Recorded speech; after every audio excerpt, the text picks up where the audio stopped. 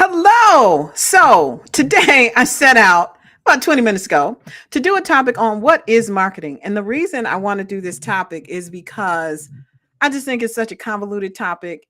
And as founders, it's just a lot of times everything is all blending together. So what is marketing really? And so since everything takes longer than we ever think it's going to take always for example 20 minutes ago I started this. I thought, okay, let's just do it.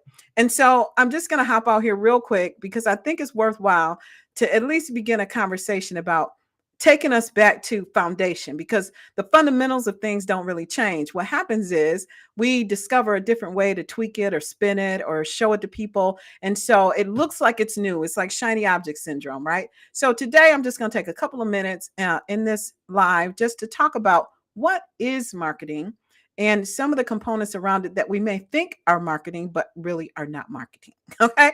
So let's go ahead and jump into the content. So here, wait, I'm practicing. I hope you can hear me. I've had trouble with this in the past.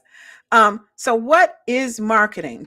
I'm calling this marketing for founders because I think we need to step back from all the webinars and the free trials and the challenges and the shiny object syndrome and all the stuff that bombards us every day with respect to our business in general, but then marketing in particular, and really just level set on what these things are so that we, can be educated when we go out into the marketplace. So trying to test and see if you can hear me. Hopefully you can.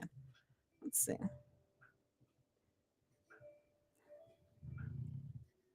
Okay. Okay, there I am. I don't know if you hear me or not. Let me just check. Yes, yes, you can hear me. Okay, so let's hop to it. So first of all, let's just get to the basics. Marketing is simply this.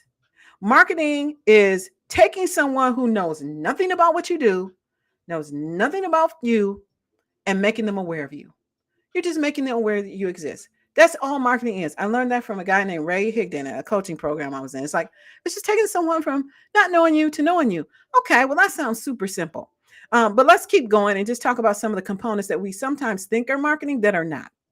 Second thing is, so we think a lot of times we think lead management is marketing, right? But what is lead marketing? It's once you've taken that contact and they now are aware of you.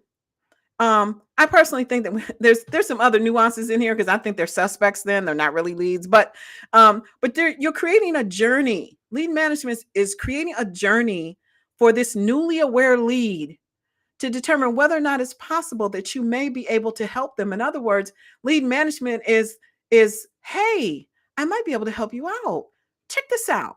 That's in essence, that's what it is. And so when we're looking at all these tools and all these things, we need to keep in mind what we're actually doing. The next term is, what is sales? I know this seems basic, but you know what? Sometimes simple stuff is so convoluted that it seems like it's more complicated than it is. But sales is really just helping this new lead who believes you might be able to help them out through the decision framework, helping them to see, go through whatever their framework is, whatever they need to process to say, okay, I think this can help me, but let me see if I really want to move forward. And then my next kind of term is closing. What is closing? And, there's whole classes on this. I'm not a sales expert, not even trying to be. I'm just helping the founder out to say, what is this stuff? And how do we determine how we move forward related to that? So closing is just an exchange of value. It's when a lead becomes a client. That's it.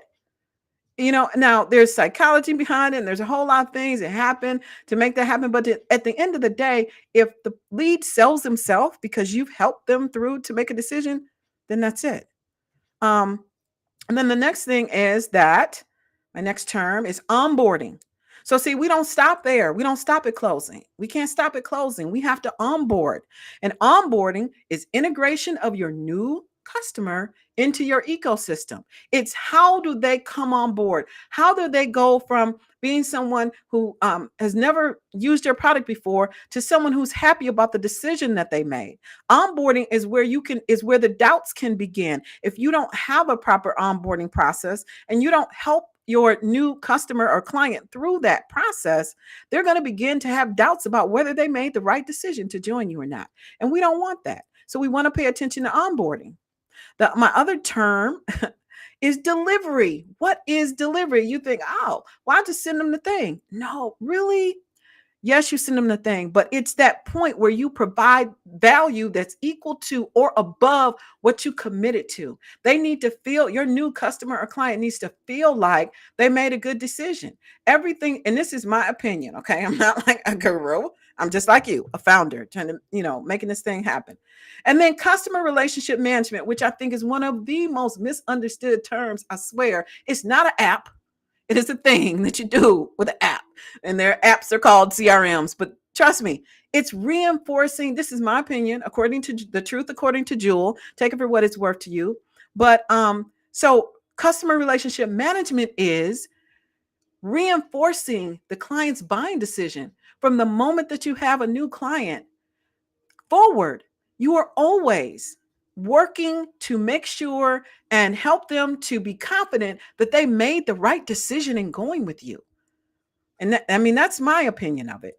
So customer relationship management is not just a tool. It's, does your customer or client feel good about the decision they made with you? And here's why that's important. Because what you really want to have come from that customer is a referral.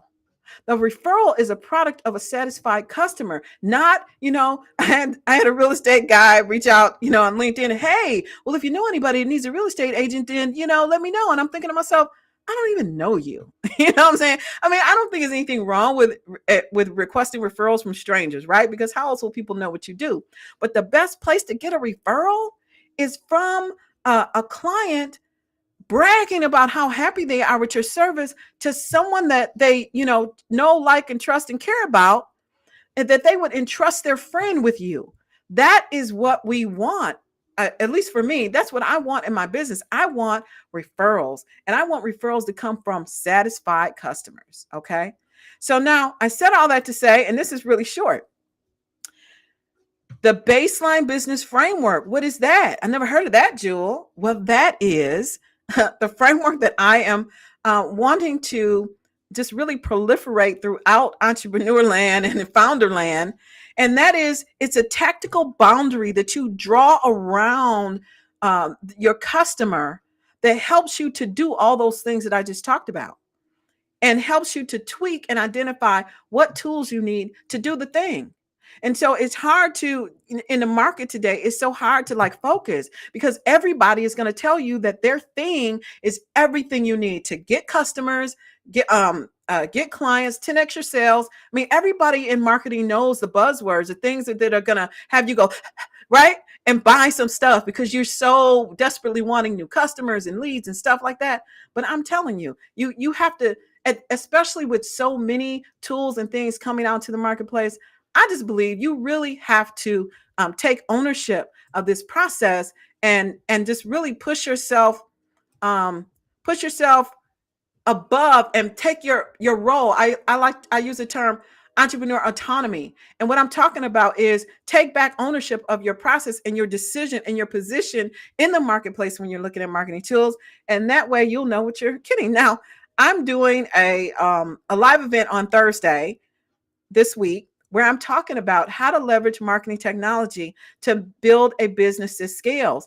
And one of the things, and we're going to talk about how do you do this baseline business framework at a high level, but really this is the essence of it, is you have to have a framework of your own before you go out into the marketplace, so that you can be strategic, and so that you can make sure that every investment that you make in your marketing is doing something to move the needle forward in your business. So that's what I wanted to share today.